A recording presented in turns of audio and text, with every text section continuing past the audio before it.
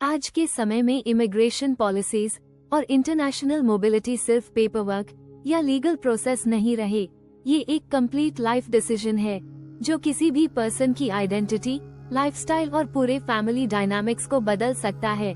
जब कोई person decide करता है कि उसे अपने होम कंट्री से बाहर जाकर सेटल होना है या स्टडी, वर्क या फैमिली रियूनिफिकेशन के लिए माइग्रेट करना है, तो ये डिसीजन सिर्फ डॉक्यूमेंट्स और फीस भरने तक लिमिटेड नहीं रहता। इसमें मंथ्स या कभी कभी ईयर्स की planning, emotional preparation, financial adjustments और मेंटल रेडीनेस शामिल होती है। लेकिन जब प्रोसेस में अननेसेसरी डिलेज, अनक्लियर कम्युनिकेशन या लगातार चेंजिंग रूल्स आते हैं, तो वो एस्पिरेंट्स के लिए एक एग्जॉस्टिंग और फ्रस्ट्रेटिंग जर्नी बन जाती है। कई लोग कहते हैं कि पेशेंस रखो, लेकिन जब मंथ्स एंड ईयर्स तक कोई क्लैरिटी ना हो, तो पेशेंस भी धीरे धीरे डिसॉल्व हो जाता है। इस स्क्रिप्ट में हम इसी जर्नी के हर पहलू को डिटेल में एक्सप्लोर करेंगे। डिलेज का साइकोलॉजिकल इम्पैक्ट, पॉलिसीज के पीछे के hidden logics, real life examples और वो स्ट्रैटेजीज जो एप्लीकेंट्स को इस अनसर्टेनिटी के बीच नेविगेट करने में हेल्प कर सकती हैं। सबसे पहले हम बात करेंगे कि क्यों कई डेवलप्ड कंट्रीज जैसे कनाडा, यूएसए, यूके, ऑस्ट्रेलिया और न्यूजीलैंड में इमिग्रेशन प्रोसेसेस अचानक स्लो हो जाते हैं। ये सिर्फ पेपरवर्क बैकलॉग का इशू नहीं है, बल्कि कई बार ये इंटेंशनल स्लो डाउन्स होते हैं। गवर्नमेंट्स कभी कभी political pressure, economic slow down या हाउसिंग क्राइसिस जैसे रीजंस के चलते इंटेंशनली इनटेक कंट्रोल करती हैं।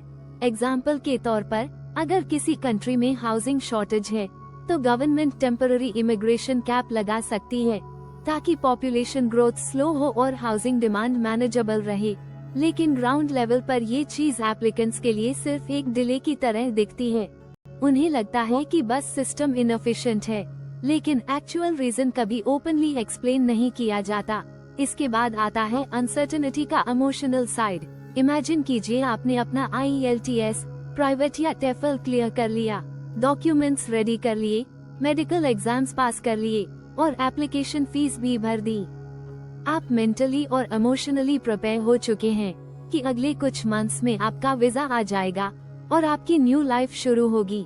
लेकिन फिर अचानक अपडेट्स आना बंद हो जाते हैं।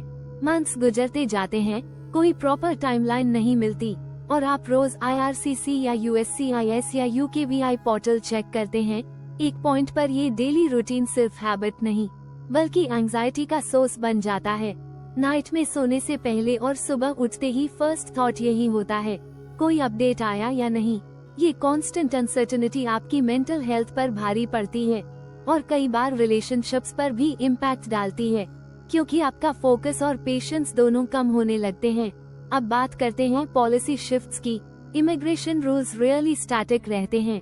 हर गवर्नमेंट अपने पॉलिटिकल मैनिफेस्टो और करंट इकोनॉमिक नीड्स के हिसाब से रूल्स बदलती रहती है। एग्जाम्पल के तौर पर, कनाडा में पिछले कुछ सालों में एक्सप्रेस एंट्री की CRS कट ऑफ स्कोर्स बार बार फ्लक्चुएट हुए हैं। कभी 500 प्लस स्कोर पर ड्रॉज होते हैं, तो कभी अचानक टारगेटेड ड्रॉज में लोअर स्कोर्स को इनवाइट कर दिया जाता है। इस अनप्रेडिक्टेबिलिटी के चलते एप्लीकेंट्स को अपने प्लान्स बार बार एडजस्ट करने पड़ते हैं। एक साल पहले जो स्ट्रैटेजी काम कर रही थी, वो आज कम्प्लीटली आउटडेटेड हो सकती है। इसी तरह यूके ने स्किल्ड वर्कर वीजा के लिए सैलरी थ्रेशहोल्ड बढ़ा दिया, जिससे कई एप्लीकेंट्स जो पहले एलिजिबल थे, अब क्वालिफाई नहीं कर रहे। ये सडन चेंजेस एप्लीकेंट्स के लिए सिर्फ पॉलिसी अपडेट्स नहीं, बल्कि लाइफ प्लान डिसरप्शंस हैं। फाइनेंशियल एस्पेक्ट भी इस जर्नी का एक बड़ा हिस्सा है। Immigration application fees, medical exams, English proficiency tests, document translations, police clearances, ये सब मिलाकर एक सिग्निफिकेंट इन्वेस्टमेंट बन जाते हैं। और अगर एप्लीकेशन डिले हो जाए या रिफ्यूजल आ जाए, तो ये पैसा और टाइम दोनों प्रैक्टिकली वेस्ट हो जाते हैं। कई फैमिलीज ने अपनी प्रॉपर्टीज बेच दी, जॉब्स छोड़ दी या चिल्ड्रन स्कूल एडमिशंस पोस्टपोन कर दिए, सिर्फ इस उम्मीद में कि जल्द ही मूव हो जाएगा। जब ये प्लान्स लंबे समय तक होल्ड पर रहते हैं, तो इसका असर उनकी फाइनेंशियल स्टेबिलिटी और इमोशनल वेलबीइंग दोनों पर पड़ता है। इसके अलावा कई बार एप्लीकेंट्स को लगता है कि सिस्टम अनफेयर है। किसी को 3 मंथ्स में वीजा मिल जाता है, तो किसी को सेम कैटेगरी में 2 साल लग जाते हैं। ये डिस्पैरिटी कई बार प्रोसेसिंग ऑफिस, केस कॉम्प्लेक्सिटी या बैकग्राउंड चेक्स पर डिपेंड करती है। लेकिन एप्लीकेंट्स को ऐसा लगता है कि कोई ट्रांसपेरेंसी नहीं है। ऑफिशियल पोर्टल्स पर टाइमलाइंस जेनेरिक होती हैं और जब आप इंक्वायरी करते हैं तो आपको सिर्फ इन प्रोसेस जैसा वेग आंसर मिलता है। ये लैक ऑफ क्लैरिटी फ्रस्ट्रेशन को और बढ़ा देता है। अब सॉल्यूशंस और स्ट्रैटेजीज की बात करते हैं। सबसे पहले एप्लीकेंट्स को अपनी प्रोफाइल कॉन्स्टेंटली इम्प्रूव करते रहना चाहिए, चाहे प्रोसेस चल रहा हो या पेंडिंग हो। एग्जाम्पल के तौर पर, अगर आपका CRS स्कोर बॉर्डरलाइन है तो आप IELTS में बेटर स्कोर टारगेट कर सकते हैं या फ्रेंच लैंग्वेज सीख सकते हैं। कई बार छोटे इम्प्रूवमेंट्स आपको फ्यूचर ड्रॉज में एडवांटेज दे देते हैं। सेकंड, फाइनेंशियल प्लानिंग बहुत क्रूशियल है। इमिग्रेशन जर्नी अनप्रेडिक्टेबल है, इसलिए आपको अपने होम कंट्री में भी बैकअप प्लान रखना चाहिए ताकि डिलेज के दौरान आपकी इनकम और करियर कंटिन्यू रहे। Third, networking. कई बार लिंक्डइन या कम्युनिटी ग्रुप्स के थ्रू आपको ऐसे इंसाइट्स और अपडेट्स मिल सकते हैं जो ऑफिशियल चैनल्स पर नहीं मिलते।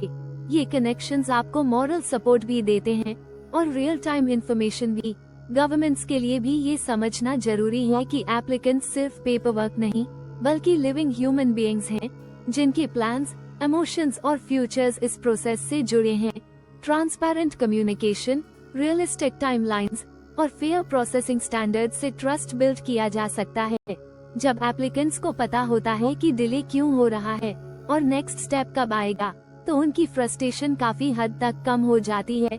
रियल लाइफ स्टोरीज इस टॉपिक को और भी रिलेटेबल बनाती हैं, जैसे एक इंडियन कपल जो कनाडा PR के लिए अप्लाई कर चुका था, मेडिकल्स पास हो चुके थे, सिर्फ फाइनल डिसीजन पेंडिंग था।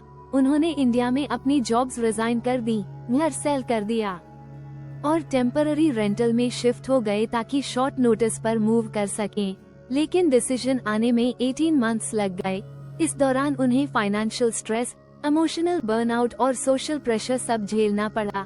दूसरी तरफ, एक नाइजीरियन स्टूडेंट को UK स्टडी वीजा सिर्फ 3 वीक्स में मिल गया, क्योंकि उसके कोर्स और टाइमिंग दोनों करंट पॉलिसी प्रायोरिटीज के साथ मैच कर रहे थे। ये कॉन्ट्रास्ट दिखाता है कि टाइमिंग और कैटेगरी कभी कभी लक फैक्टर भी बन जाते हैं। इमिग्रेशन सिर्फ एक लीगल प्रोसेस नहीं बल्कि ह्यूमन रेजिलियंस का टेस्ट है। जो लोग इस जर्नी से गुजरते हैं वो पेशेंस, अडेप्टेबिलिटी और प्रॉब्लम सॉल्विंग में काफी स्ट्रॉन्ग हो जाते हैं। लेकिन ये भी सच है कि हर किसी के पास अनलिमिटेड रिसोर्सेज या इमोशनल स्ट्रेंथ नहीं होती। इसलिए पॉलिसी मेकर्स को सिस्टम्स को मोर ह्यूमन और प्रेडिक्टेबल बनाने की जरूरत है। इन कंक्लूजन, अगर आप इमिग्रेशन जर्नी में हैं या प्लान कर रहे हैं तो खुद को मेंटली प्रिपेयर रखें कि ये पाथ स्ट्रेट फॉरवर्ड नहीं है। अप्स एंड डाउन्स होंगे, डिलेज आएंगे, रूल्स बदलेंगे और कई बार आपको अपने प्लान्स रिवाइज करने पड़ेंगे। लेकिन साथ ही अपनी प्रोफाइल स्ट्रॉन्ग रखें, बैकअप प्लान्स बनाएं, नेटवर्किंग करें और सबसे इम्पोर्टेंटली अपनी करंट लाइफ को फ्रीज ना करें सिर्फ फ्यूचर मूव के लिए। लाइफ अब भी चल रही है और आप हर डे में प्रोग्रेस कर सकते हैं, चाहे इमिग्रेशन डिसीजन आए या ना आए।